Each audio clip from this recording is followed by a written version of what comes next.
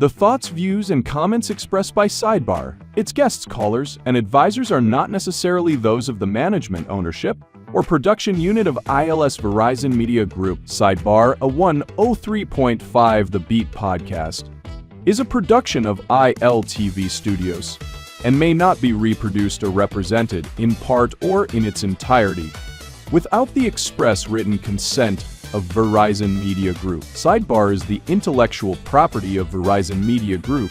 Copyright 2024. All rights reserved.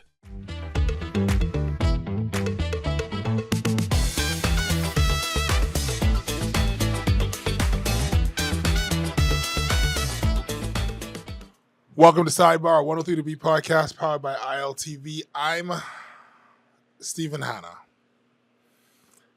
Bay, I am so glad. By the time that you're listening to this, I mean, if it's Sunday, 2 more days. And if it's Monday, 1 more day. As a matter of fact, because of IRCA rules, on Tuesday, you will not hear anybody on all these radio stations. At least you shouldn't. Did they change the rules? I don't think they changed the rules. But I think on Tuesday, you will not hear anybody talking about politics. You will not hear any ads. If you're out voting, you're going to see people in different colors and maybe people shouting and screaming. But my God, I rejoice. I rejoice that it is nearly over. It is hurting my head.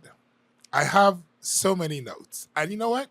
Next week, God's fair life. Next week, we'll do a postmortem. And I'm certain that everybody else will do one the night of the election.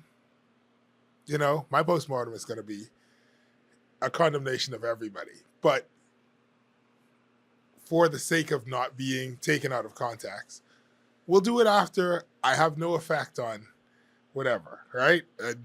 Which is a very cocky thing for me to be saying, as though my opinion would sway an election left or right.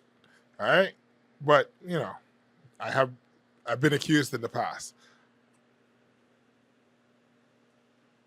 But my God, won't it be fun to just have like this is the worst time. I mean, it's always a bad time to be murdered, but it is a horrible time to be shot, stabbed, knocked down, any sort of thing. Anything that happens to you that would ordinarily be like, what a tragedy, you at least get some sympathy for a bad thing happening to you. Maybe somebody sees it on the news, helps to raise funds, or is sympathetic to your cause. This is the worst possible time. It will be buried because everybody only cares about this election. And I wish that the same level of energy that is being expended with the interrogation of everything that is said in Facebook groups, in WhatsApp groups, they're not really interrogating what's being said on stage, but let's say the recitation, the repeating of everything that's being said on stage, all the energy that is being put into that. Every time a party chairman coughs, right? Every time the comms person coughs, it becomes national headlines. If Dwayne Sands sneeze in a particular direction, somehow it makes it to the front page.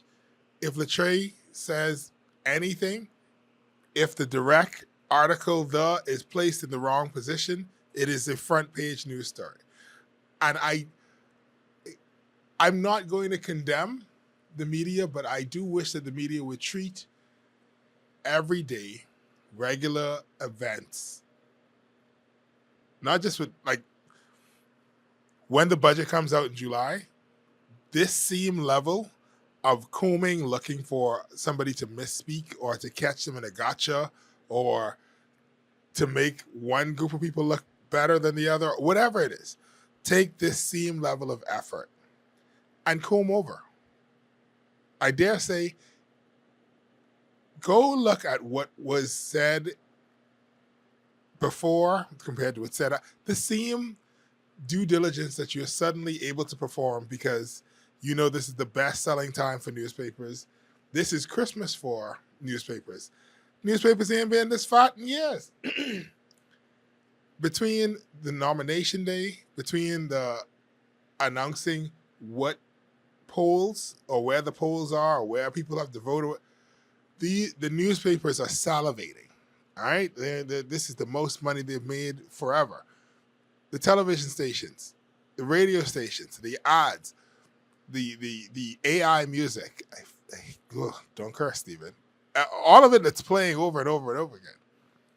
Because of that, everybody's like, well, we have to make sure that there's content out there. We have the clip and we have the cut. And we have to take that same level of effort. Because we need it for the full 5 years and not just for the 1 month before an election. We need the same level of interrogation and accountability suddenly that everybody knows how to do, but they only know it for the month, right? And I'm not going to turn this into a rant about how certain people, apparently it's only drive out west, so the one road out west that's messed up is the only, you know what? We're not ranting about that. We're not ranting about that. But clearly, they don't live in town and they only live there. And so they're like, oh, are you guys going to finish this road? Same level of energy when all the roads are paved. But what I actually want to talk with you about today is I want to talk about knives. And I want to talk to you about knives in a way that in my heart, I pray to God that nothing bad happens election night. I pray constantly, over and over again, that the temperature that we find rising and heating up does not result in loss of life, in violence, because we see candidates ready to fight because not somebody cursed at them, but because somebody cursed in their presence and they are not adult enough to not be turned into violent 7'2" monsters who are throwing over their own campaign managers. I pray that that does not spill into the general public. I pray that people who have incited the public to hate particular groups, that does not ferment into something that is actually going to result in a person being injured or hurt or killed. People in exuberance at the end of this election will no doubt pour into the streets. Some will be rejoicing, some will not. And for the people who are rejoicing, I hope that the people who are not rejoicing do not become so inflamed and incensed at the sight of those people rejoicing that they hit anybody. But the temperature that we are creating is ridiculous. And so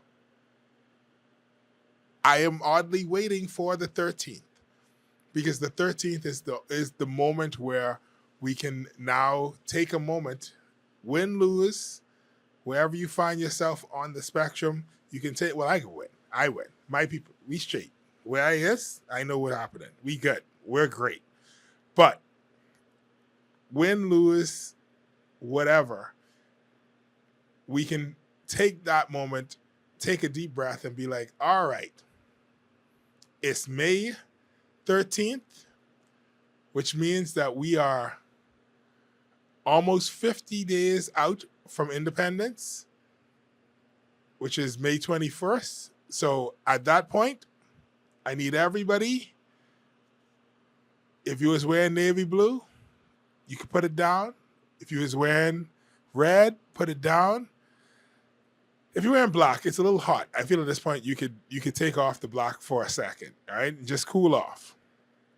If you're independent, everybody just, whether you're wearing orange or pink or green or whatever color you're wearing, put it down for a second and let us cleanse our mind so that by the time we get to July 10th, we are all back on the same page. And we finally, I feel like the machine is not turned off since 2017. And we could turn off this machine, this political havoc wrecking machine, and begin to move forward as a country together. That is my hope. But I say all that only because there is in my mind a fear of violence. And while I'm thinking about this fear of violence happening because of the temperature that we've created or that has been created inside, particularly the past month, but for some time, it is coming to a head. While I'm thinking about that, I think about knives. All right. When I was a kid, I had a friend who I guess thought he was a bad boy. I don't know. We were young and clearly dumb. And he brought a knife to school. But the knife that he brought to school, it was a butter knife. And he's like, yeah, I bring a knife. This to protect me. It's a butter knife. And it's like, I looked at him because I realized that he knew that knives were dangerous, but he didn't understand fully that a butter knife is not a stabbing weapon. It's a spreading weapon. It's not, And as a kid, I think I was like 10. I think it was like grade 7. Anyway, I was 10. All right. And it's like, that's just dumb. This guy is dumb. Why is this guy my friend? He's so dumb. All right. That's what I was thinking. And I've seen people be stabbed. And I myself have sliced myself with an actual sharp knife. And it's only in my old age that I realized something, that butter knives hurt more than sharp knives, than steak knives or butcher knives. Butter knives hurt more. The amount of force it takes to break the skin with a butter knife. If somebody were to stab you with a butter knife versus a regular knife, and you weren't paying attention, you would notice the butter knife perhaps before the very sharp knife. Like eventually you'd realize you've been stabbed. The pain would happen, nerves would kick in and be like, I've been stabbed. This hurts. But a butter knife hurts more because it's blunt. And it's not made to cut or stab or jick or juck or whatever word you want to use, right? It's made to spread butter, right? It's barely a knife. It's a knife in theory, but in practice it's more of a spatula. And so the reason why, and we're getting somewhere, all right? They're both knives, and we know that the steak knife is more dangerous, but when we know that a sharp knife is more dangerous. And so you might be cutting onions or whatever, cutting some tomato, and you slice your finger. And when you slice your finger, you often don't feel it right away. You don't feel it when the slicing is happening. You feel it when you pull away and say, and you look at it, and the air hits it. It starts bleeding. Worse if you're cutting lemon or lime or something, and the acidic juice hit that cut, and you're like, oh no, it burns. So we know that a sharp knife is more dangerous. But in the moment, the more dangerous thing is less obvious. It's less painful. It will do more damage and require more effort and resources to remedy it, to fix it, to get in and patch it back up, whether that's stitches, whether that's going to the hospital to stop internal bleeding, than the butter knife. But you don't realize it in the moment of the injury. In the moment of the injury, now, of course, if somebody's attacking you with a knife, you're going to be like, But in the moment of the injury, sometimes the self-inflicted wound that is more dangerous does not hurt as much as the one that isn't going to damage you. And so, Stephen, what is your point? Why are we sitting here? Are we about to talk about cutlery? Are we about to talk about silverware? All right. What about spoons and forks? No. Okay. So it occurs to me that there are times when something insidious makes its way into our system, and it's going to do more damage to us as a people. And the self-inflicted wound that we are about to stab ourselves with, we don't realize it, but we are aware of the blunt butter knife. We can feel that. And in the moment we say the butter knife is horrible. We say, that hurt. But the butter knife didn't actually do anything.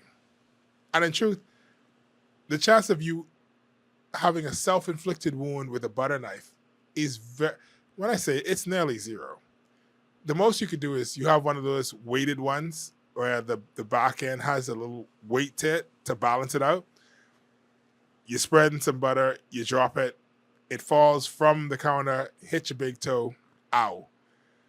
Temporary pain, but the butter knife it's done its job. You put it in the washer, you're fine. You don't have the same walk away power if that's a sharp knife that hits your foot. And the self-inflicted wound that we are sometimes, or we are, that I dare say, I believe that we are presently inflicting on ourselves. I'm concerned that the damage it's going to do is far worse than the damage of whatever butter knife we perceive. And I wish, like, for me, it is an obvious thing, right? There are arguments being made during this election cycle that we must live with post-election.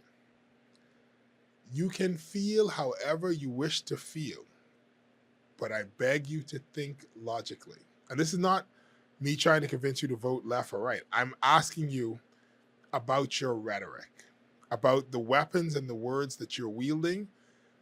What is the damage being done? Are you spreading your propaganda like butter? But this is a very sharp knife that once it makes its cut, it's not going to be as easy to handle as a simple bruise or a simple tap. All right? Now, whether that be the temperature and the tone that everybody has taken up with immigration, as though any party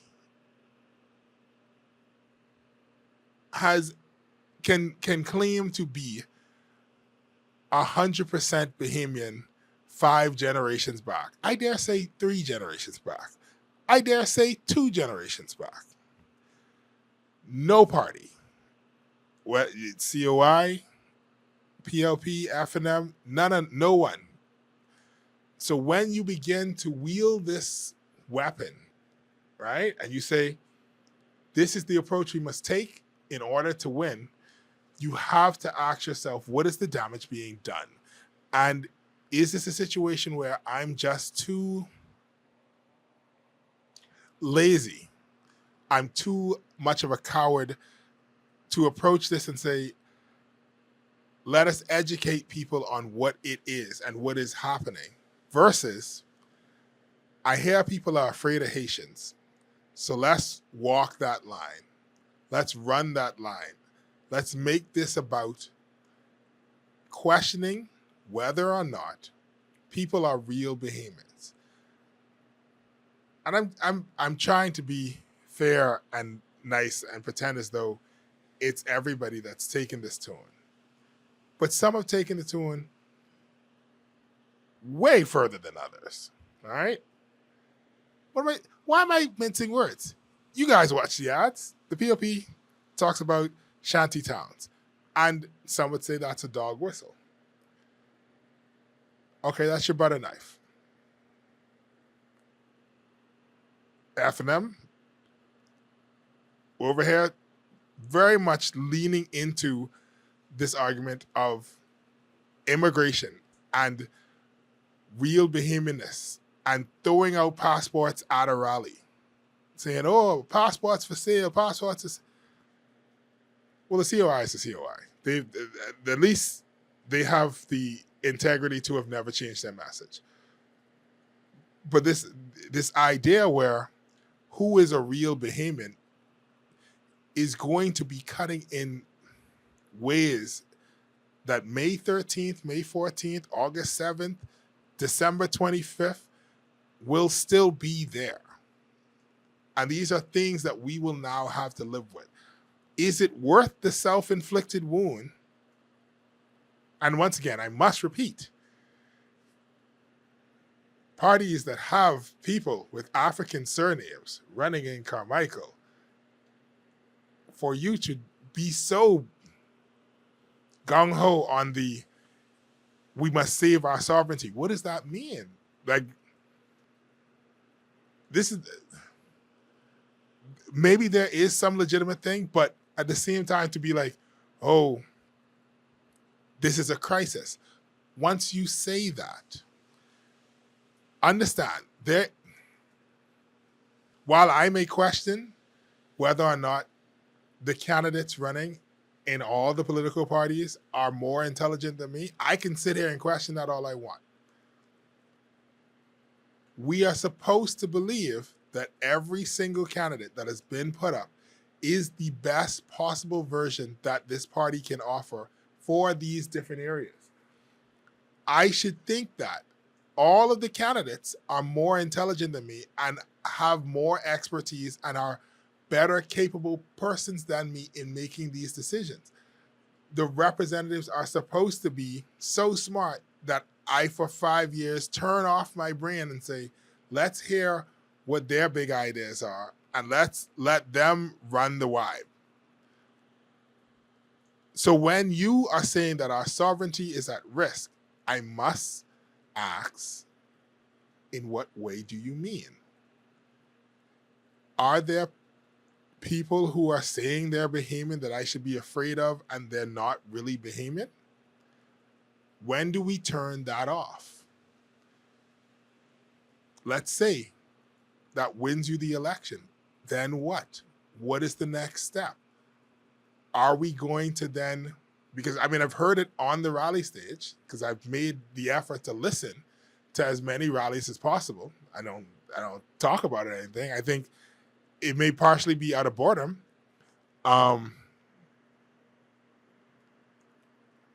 That some people are promising, well, F&M promised it. They say they're going to go and look at all the people who who've been granted citizenship. All right? Okay. So there's a chance that there are people who are behemoths right now who may not be considered behemoths May 15th, or let's say it takes a month or so for everything to settle down. July 1st. There are people who have passports, who are contributing members of society, who've done no crime, who've done everything according to the book, but they were given it at a certain time, and now that's going to be called into question, and they may lose whatever status they have. You're putting them in this headspace where it's like, oh, this is not my country. I want it to be my country. I've chosen it as my country. I believe it is my country, but there's a chance it's not my country. If my family is constantly telling me, you're not related to me, I don't love you, you're not real, at some point, I'm going to stop trying to be a part of that family. I might have the last name, but I'm not coming to the events. And then you say, oh, you don't ever come by on Father's Day or Mother's Day. You don't come by on Christmas. You don't love me. I am you, but you refuse to acknowledge me. I sound like you. I look like you. I talk like you. I cook Bahamian food. I Russian Junkanoo. I am more Bahamian than most of you because some of y'all people don't even eat Johnny cake. Some of y'all don't. Some people who I know is Bahamian don't like grits. Some of y'all who I know is Bahamian, well, I don't eat guava enough. some of y'all don't eat conch. And not just for religious purposes, you just don't eat conch. You think conch is beneath you. So it's like all these things that make us Bahamian, that we choose to say this is what is quintessentially Bahamian, this is proof of our culture, this is a shared legacy and story and lineage that we have.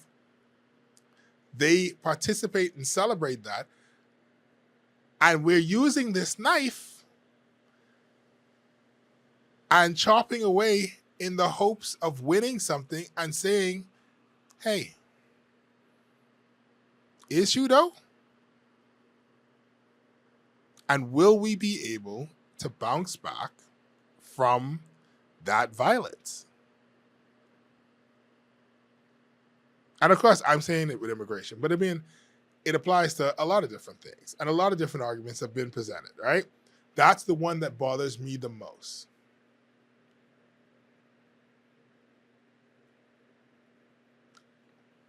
I'm going to take a quick break. When we come back, I'll tell you why that one sticks inside my mind. And I'm sure you have ones that stick inside your head. But let's take a break. When we come back, we'll finish this topic.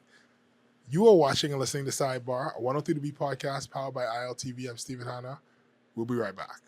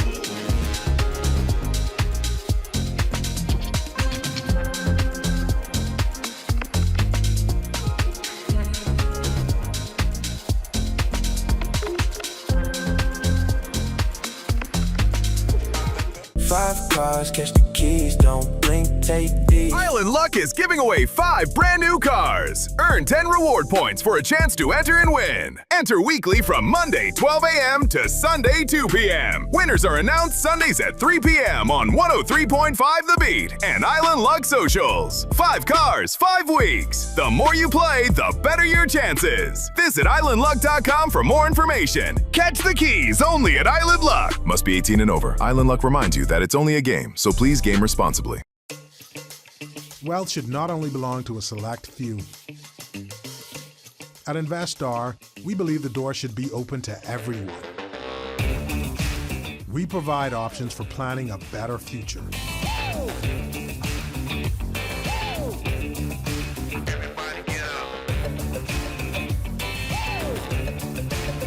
Our investment funds are designed to assist you in reaching your long-term financial goals.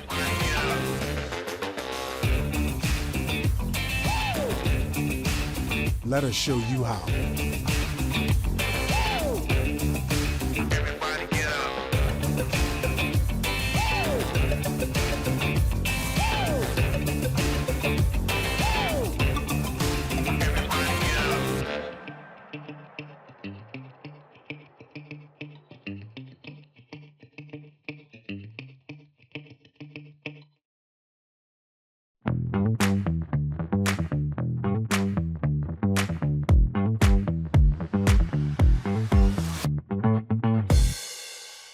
Welcome back to Sidebar, 103 to B podcast, powered by ILTV. I'm Stephen Hanna. So, I mean, we're really I told you the topic is knives. You know how this goes. I mean, I say the topics are something, and then we start talking about something else. Right.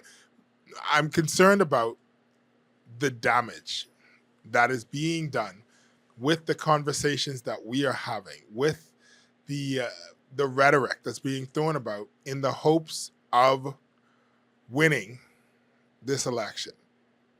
The fact that a Canadian American Bahamian with an American accent is on stage talking about immigration and true Bahamians when they can barely say the word bay, right? There is a level of concern that I have with how far is too far. And on May 15th or May 16th, whether or not your party wins, will the damage done by the rhetoric spewed during this 1 month? I feel like election periods are longer than this. And maybe I'm wrong. Maybe I'm just old and I don't remember correctly. But in this 1 month period, the rhetoric that is being tossed about, the violence, how much is it going to take for us to recover from this? Is this going to be a butter knife spanking somebody on the back of their hand? Or is this going to be a very sharp, I don't know, Kinzu blade, whatever blade they used to sell at the infomercials at 3 a.m. in the morning on cable. And of course, I see the rhetoric being an issue with immigration. And the reason is because, so let's a little bit. Let's look at etymologies and a little bit of linguistics. Jesus, I can remember the adjective. So there are things that we say, and we talked about this a while ago last year. The problem of insults, right? Where it would be great to have a label that you could put on somebody and identify for everybody, this person is this thing, all right? But the problem is, well, it's multiple problems, but two of the problems are, one, inevitably, whatever you list that person as, everyone that is that thing, whether or not you hate them or not, whether or not they're good or not, if that becomes a bad word or an insult, then people who are that thing may be subject to ridicule by no fault of their own. For example, right? If the only insult that you can think of is to call somebody a woman, so use a big gal, look at this big gal, right? Then it means that women are inferior because you're using them as an insult. The same way that every bit of female genitalia is used as pejoratives, right? Everything that has to do with women's undergarments, pejoratives. These are curse words or insults, and these are things that mean something very negative. But then you're also saying that these are insults and negative because that is an inferior thing. And so now you've made something or someone who has nothing to do with your anger and your disdain inferior. You're insulting them by making them an insult. So that's one of the issues. The other issue is that even if you were to make something up, if you don't change the context or address the actual issue,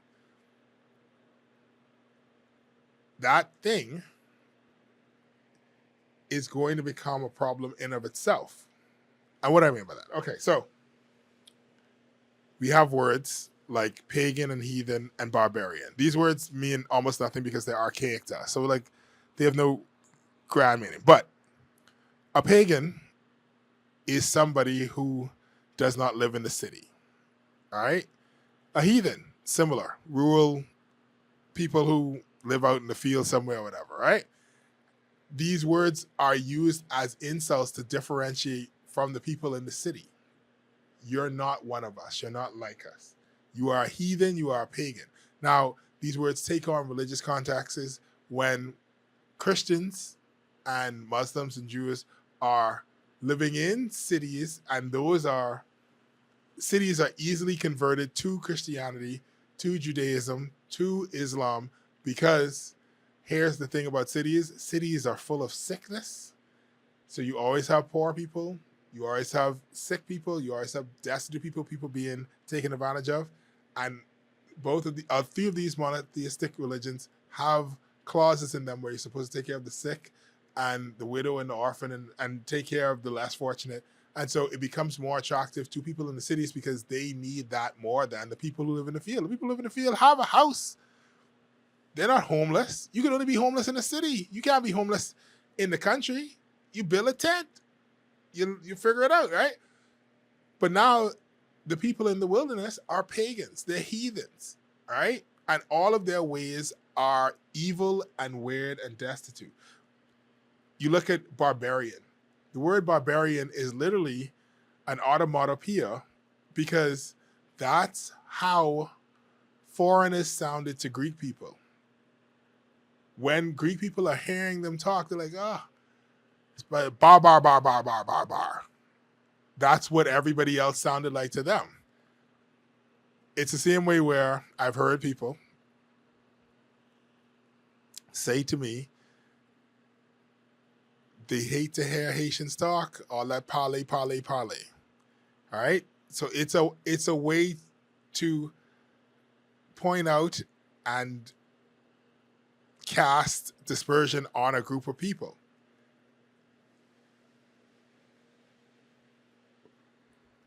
When we say immigrants and illegal immigration, invariably, we are only talking about Haitians. No one's talking about the illegal Canadians.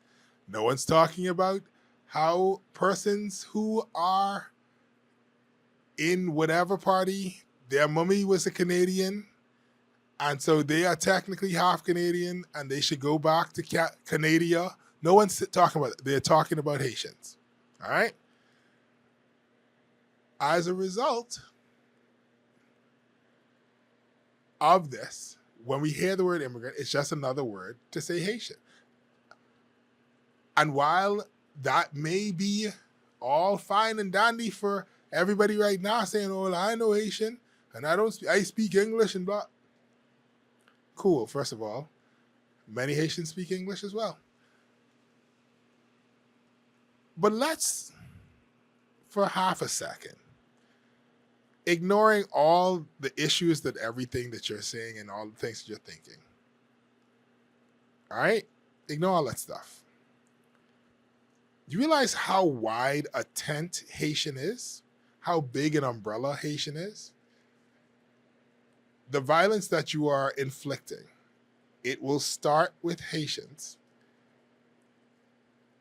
But let's say we got rid of every single Haitian tomorrow. Then what? Because I'll tell you a little secret. The reason why everything feels so off is because we have multiple persons running in this election on a campaign of when we lose, we're losing because they cheated. There's something wrong with it. They have already decided that they are going to lose. No one told them. They have decided. And when you are always on the back foot, when you have decided to make yourself the victim before anyone has even victimized you, before anybody's even looked in your direction, you're always looking for a bully. You're always looking for an attacker. You're always looking for a boogeyman, a monster. And when you're looking for a boogeyman and a monster, you will find one. The Bible says, seek and you will find. And it's not that these are actual boogeymen or monsters, it's that you create them inside your head. So we get rid of all the Haitians tomorrow, but the world still isn't perfect. And we don't ever say the world isn't perfect because nobody is paying their bills at PMH. We assume the PMH is free when PMH has never been free. No one's saying that no one is paying the registration fee to go to a government school, pretending as though government schools are 1,000% free when they're not 1,000. They're not free. No one is saying, hey, you shouldn't even. Yes, there are persons who are too poor to afford to give their children school supplies, but there are persons who are able to give their children school supplies, but have decided, why am I paying for books and pencils? Man, you can get them from school. And so teachers are paying out of pocket, and now that's a failing on the government. In a way it is, because the ministry is for very many years, at least 20, if not 30-something years, told teachers that it is a calling to be a teacher and it's their responsibility to buy pens and books and papers for their kids. So that's a whole different topic. But instead of dealing with that, we say, man, things are still not working out. What is the problem? We got rid of the Haitians, so then the Haitians must be all the gas. They get rid of the gas. They say, man, it's still in, something's still wrong. What's wrong? Well, I know all these people, they homeless. All these homeless people, man, they bother me. Get rid of all the homeless people. So no more all the Joneses, get rid of all the Joneses. We can't get rid of all the drunks. We need the drunk people money. We need the liquor money. But we get rid of all the Joneses. So we get rid of the Haitians, we get rid of the kids, we get rid of the Joneses, the mentally handicapped, we get rid of all these people. Man, the thing still ain't working. What's going on? Oh, I know.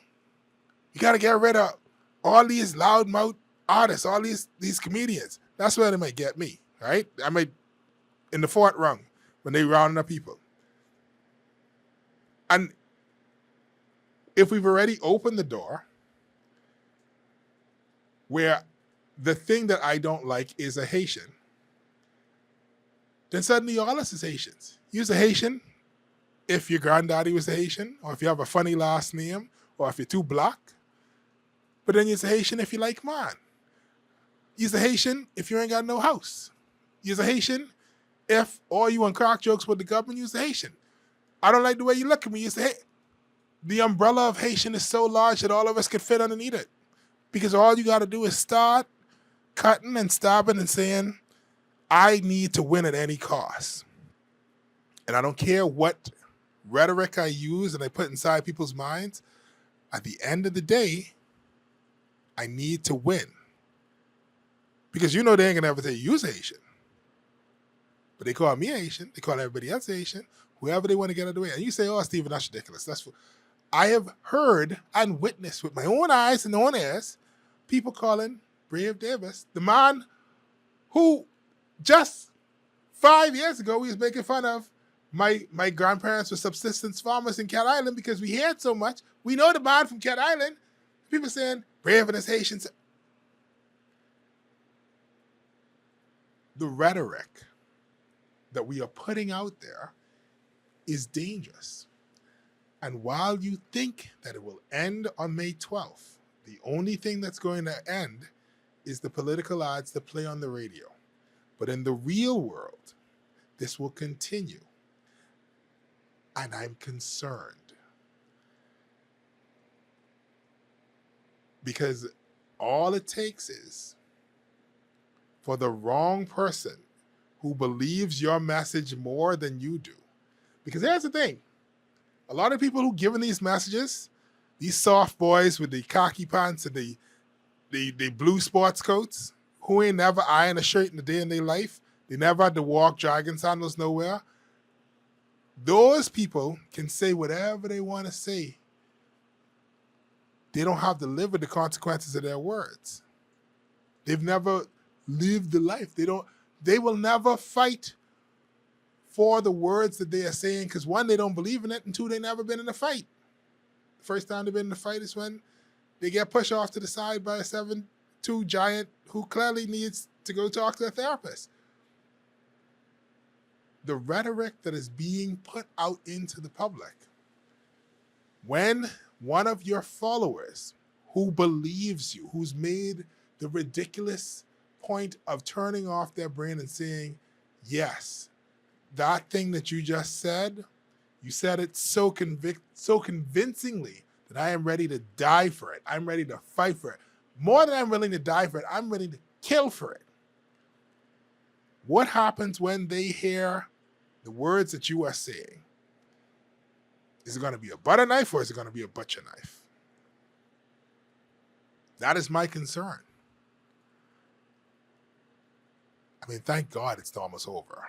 But anyway, we did take a break. You are watching and listening to Sidebar, a 103 podcast powered by ILTV. I'm Stephen Hanna. We'll be right back.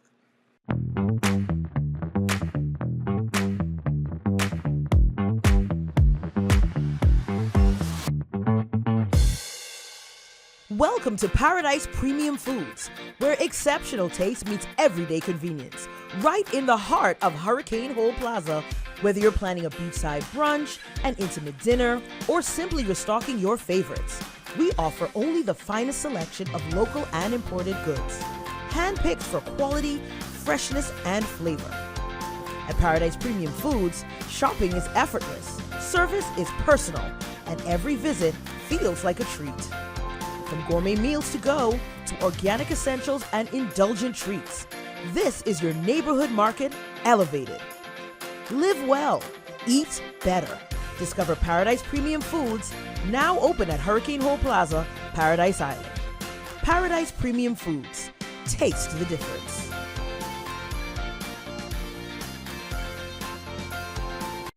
Once something becomes the common behavior, it is the common behavior.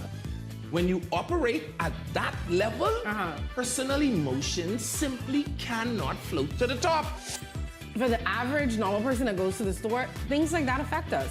They must be judicious in the execution of their duty. Well, I think whatever the nurses want, give it to them. Pages, you know, you do everything on your phone now. You see how old he is? Would we be walking back? That Bimini is no longer an island? That's okay, not because what he was trying to he also say. Carla, I don't even know what red basket anymore either. What do y'all people say? The race to 2026 is heating up, and the nation's voice is louder than ever. Here on Beyond the Headlines, we're checking the mood, the momentum, and the message of the people. I'm Shanique Miller. Each week, we're taking the temperature of the electorate to see what's really driving the nation. Who's connecting? Who's cooling off? What issues are heating up ahead of 2026? This is Temperature Check 2026, where journalism meets the nation's heartbeat.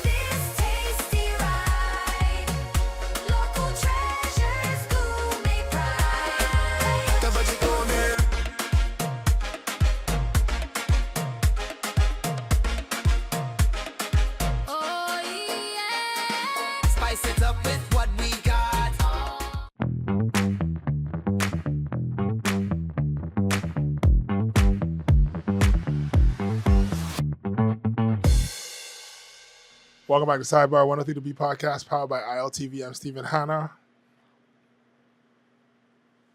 We had a lot of fun today, right? Probably not.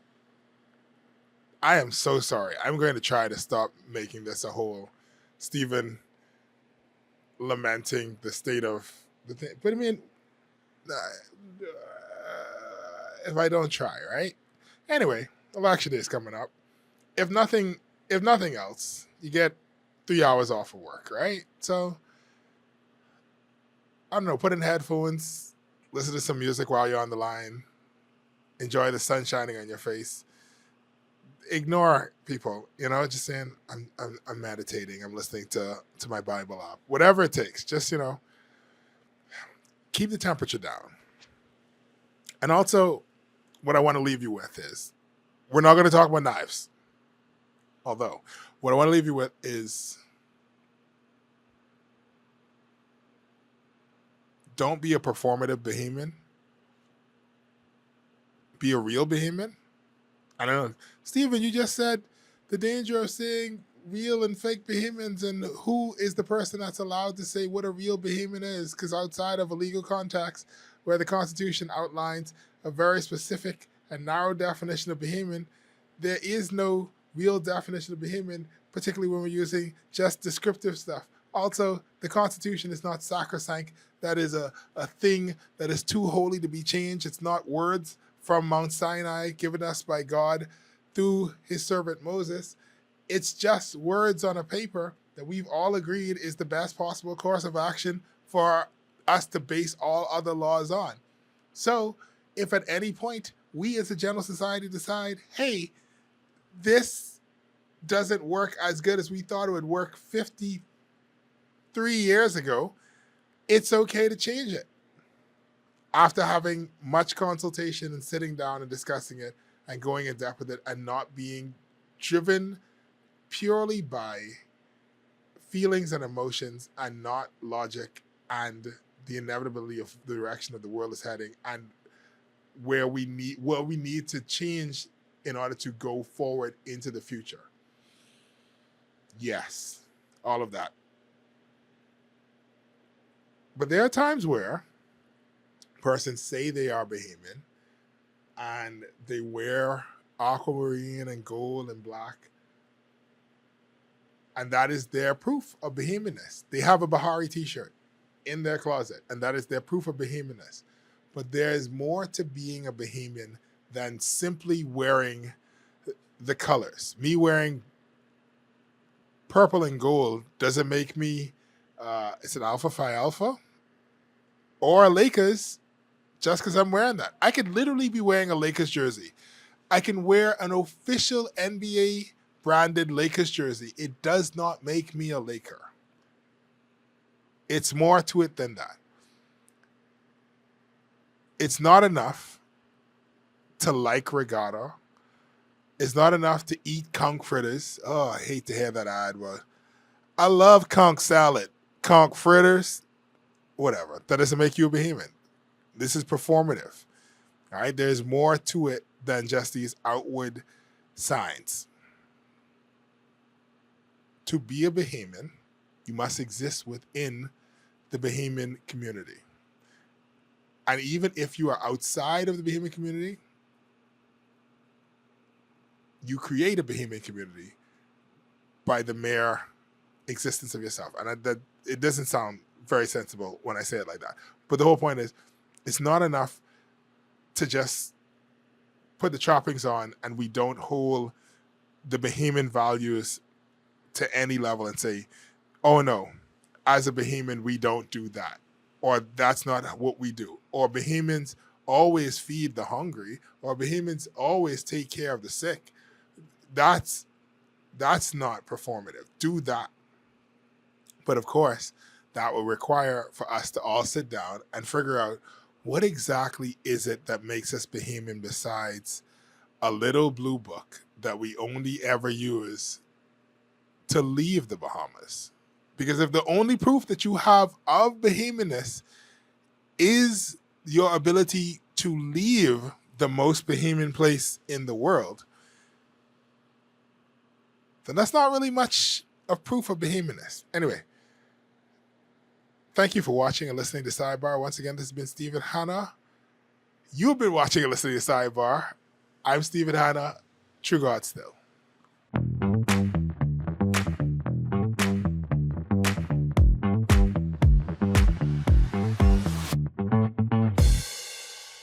So you want a space, but not just any space. You need something with a little more potential. So how about 1,000 square feet of room to play with? Superb audio and video production capability, digital LED wall, full lighting grid, and about 124 seats to accommodate a full studio audience with so many other features. Make us your home for your next concert, conference, and so much more. Honestly, the possibilities are endless. Here at ILTV Studios, we'd love to bring your next event to life. So what do you say? Do you want our space?